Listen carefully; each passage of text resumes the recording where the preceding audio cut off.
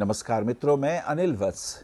धनु राशि, जी हाँ, सेजिटेरियस, और जिसका स्वामी होते हैं देवगुरु बृहस्पति। अक्टूबर का महीना कैसी निकलेगी ये राशि, इस महीने में क्या क्या लाभ होंगे, कहीं बॉस के साथ संबंध खराब तो नहीं होंगे, क्योंकि हैं तो हम बड़े ईगो वाले, बड़े स्वाभिमानी हैं। और सबसे बड़ी प्रॉब्लम हमारे साथ क्या है, पता नहीं कब हम नाराज हो जाए।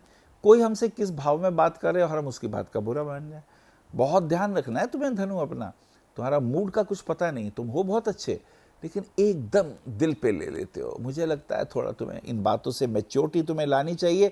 और कान के कच्चे हो, अपने घर वालों पे बिल्कुल भरोसा नहीं है, बाहर वालों पे बहुत भरोसा है। ये तुम्हारी कमजोरी भी है, और शायद तुम इसको कमजोरी समझते ही नहीं। ये एक और बहुत बड़ी बात है। चलिए धनु राशि और बात करते हैं अक्टूबर का महीना कैसे गुजरने वाला है। पहली और दूसरी तारीख की अगर हम बात करें, हेल्थ इश्यूज हैं, खाने पीने में ध्यान रखिएगा।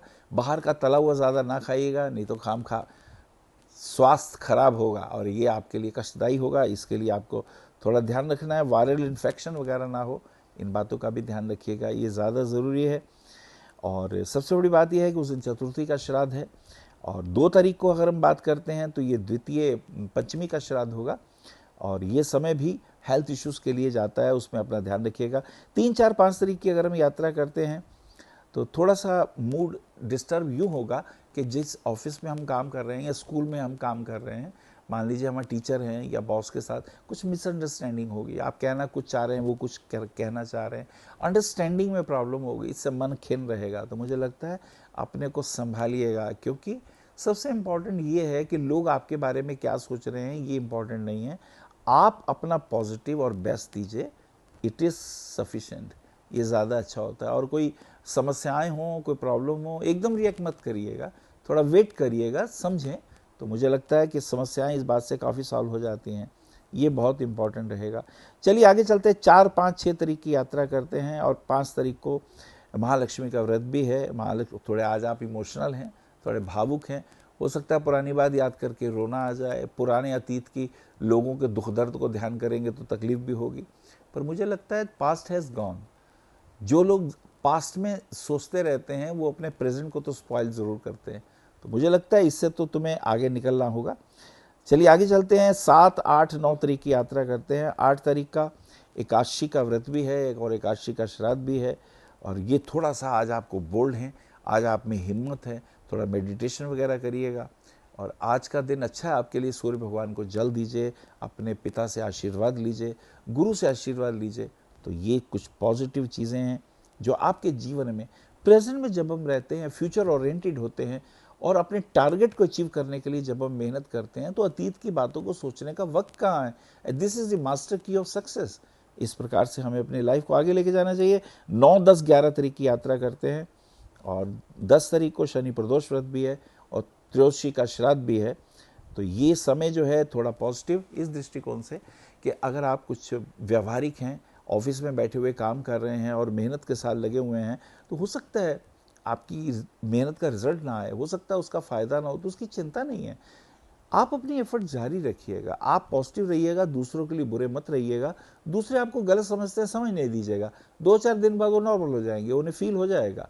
लेकिन अगर आप सही हैं तब भी उन्हें फील होगा, अगर आप सही नहीं हैं तो उन्हें फील नहीं होगा। दिस इज़ बहुत इंपॉर्टेंट है और ये कीमती भी है, इसका ध्यान रखना चाहिए।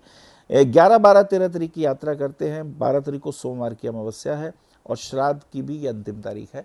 इस दिन जिन पितरों का हमने श्राद्ध नहीं किया, कर सकते हैं, उनको लाभ मिलेगा। तो ये पितरों के आशीर्वाद से बहुत से काम बनते हैं। 13 और 14 तारीख की यात्रा करें। 13 को नवरात्र प्रारंभ होते हैं। नवरात्रों में देवी माँ के आशीर्वाद दिए जाते हैं।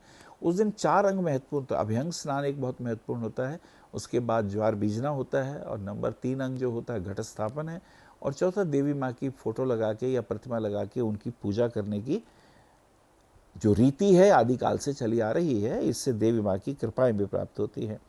14, 15, 16 तारीख की तरफ यात्रा करते हैं कि थोड़ा फिजिकल एफर्ट ज़्यादा होंगे, थोड़ी भाग दौड़ ज़्यादा होगी, हो सकता है घर के कामों के लिए या अपने कार्यों के लिए, लेकिन उसकी कोई टेंशन वाली बात नहीं है, क्योंकि ऐसी स्थिति में थोड़ा सा डिप्रेशन सा आता है कि हम जब प्रॉपर मेहनत करते हैं उसका रिजल्ट नहीं आता। अपने मित्र के लिए कोई काम कर रहे हैं, वो ठीक से नहीं समझते, तो हमें थोड़ा सा अफसोस होता है, तकलीफ होती है। लेकिन मुझे ऐसा लगता है कि ये तो लाइफ है, इसके अंदर यू डू योर बेस्ट, और समय आने पर जो आपका अच्छे भाव से किया हुआ कार्य है उसके रिजल्ट अच्छे ही आते हैं, इसमें कोई ऐसी बात नहीं है। चलिए 16, 17, 18 तारीख की यात्रा करते हैं। 17 को सूर्य का तुला राशि में प्रवेश हो जाता है। जब सूर्य तुला राशि में प्रवेश करते हैं तो फाइनेंशियल पॉइंट ऑफ व्यू से थोड़ा सा जितना हमें चाहिए उतना नहीं मिलता। आई साइड का ध्यान रखिएगा, आंखों की रोशनी का ध्यान रखिएगा, आंखों में कोई तकलीफ वगैरह ना हो इसका विशेष ध्यान रखिएगा। पेट का ध्यान रखें, खाने पीने के अंदर उसमें कुछ तकलीफ हो सकती है, डाइजेस्टिव सिस्टम तकलीफ दे सकता है, उसका आप ध्यान रखिएगा। आगे चलते हैं 18, 19, 20 की यात्रा करते हैं। ये समय कुछ अच्छा हुआ, अब आप थोड़े बेहतर हो गए, मूड अच्छा है, कुछ क्रिएटिव होना चाहते हैं तो करिए, कुछ मन में है, कुछ दिखाना है, कुछ मेहनत करके उसके रिजल्ट को पाने का ये समय है। ये समय अनुकूल रहेगा और धर्म के कार्य होंगे, मित्रों के साथ सहयोग होगा, परिवार में समय बीतेगा, ये समय बहुत अनुकूल जाएगा। 19, 20, 21 तारीख की यात्रा करते हैं। फाइनेंशियल दृष्टिकोण से कुछ खर्चे ज़्यादा होंगे, अचानक कुछ खर्चे आएंगे, कुछ मूड ऑफ रहेगा, कुछ खास अच्छा महसूस नहीं करेंगे, लेकिन मन के भाव हैं, कभी अच्छे कभी बुरे, लेकिन आप भीतर से आत्मा के तल पे श्रेष्ठ बने रहिए, किसी का बुरा ना करिए। कुछ ऐसा डिप्रेशन भी हो सकता है, अपने आप को अकेला महसूस करें। चलिए 21, 22, 23 तारीख की यात्रा करते हैं। 21 को दुर्गाष्टमी का दिन है, देवी माँ की आराधना करने का। उस दिन अष्टमी या नवमी करके लोग नवरात्र पूर्ण करते हैं और दशमी के बाद फिर विजयदशमी हो जाता है। 22 तारीख को विजयदशमी यानी दशहरे का त्यौहार है और दशहरे को रावण का वध होता है और सत्य की विजय होती है, भगवान राम विजयी होते हैं। आदिकाल से चला आ रहा है ये त्यौहार हमें आज भी प्रेरणा देता है कि किस प्रकार चारित्रिक मूल्यों की रक्षा की जानी चाहिए। जब भी कोई चरित्रहीन होता है या लंपट होता है, उस एक व्यक्ति के कारण पूरा वंश नष्ट हो जाता है। तो कुछ करने से पहले सोचिए कि ये कहाँ जा रहे हैं, हम कहीं अनैतिक मार्ग पे तो नहीं जा रहे। और ये उदाहरण भी है हमारे सामने, हम सबका फर्ज भी बनता है इस दृष्टिकोण से विचार करें। चलिए आगे चलते हैं। 23, 24, 25 तारीख की यात्रा करते हैं। कुछ बेहतर, माँ का स्वास्थ्य ठीक नहीं है, पापा की भी हेल्थ डाउन चल रही है, थोड़ा उन्हें मिलाइए और डॉक्टर वगैरह को मिलकर दवाई इत्यादि का इंतजाम करिएगा, ये ज़्यादा ज़रूरी भी है और अच्छा भी रहेगा। आगे चलते हैं 26, 27, 28 तारीख की यात्रा करते हैं। 27 को पूर्णिमा और तिथि आती है और वाल्मीकि जयंती भी है। चंद्रमा को अर्घ्य दीजिए, मन में कोई इच्छा हो तो मांगिए, आप सच्चे मन से मांगेंगे, आपकी प्रार्थना सुनी भी जाएगी। 28, 29 तारीख की यात्रा करते हैं। 28 तारीख का कुछ हेल्थ इश्यूज फिर आ रहे हैं, स्वास्थ्य के लिए परेशानी हो रही है, वाइफ के साथ कुछ मिसअंडरस्टैंडिंग हो रही है, हस्बैंड वाइफ के रिलेशन में प्रॉब्लम हो रही है, किसी औरत के कारण परेशानी हो सकती है। तो मुझे लगता है अपने आप को साफ सुथरा रखें और दूसरे के साथ कोऑपरेट करें, ये ज़्यादा अच्छा रहेगा। और 30 तारीख करवा चौथ का दिन है। ये समय वाइफ की तपस्या का दिन है। दी होल डे वो अपने पति की दीर्घायु के लिए व्रत रखती है, भूखी रहती है और फिर चंद्रमा को अर्घ्य देके ही भोजन और जल इत्यादि ग्रहण करती है। मुझे लगता है धनु राशि वालों के लिए पुखराज रत्न उनके मान सम्मान की रक्षा के लिए है। वाणी पर संयम तुम्हें रखना होगा। वैसे तुम बहुत अच्छे हो, अच्छे टीचर हो, लेकिन कब तुम्हें क्रोध आ जाए और कब तुम्हारा मूड खराब हो जाए, वो तुम्हारी सारी मेहनत बेकार कर देता है।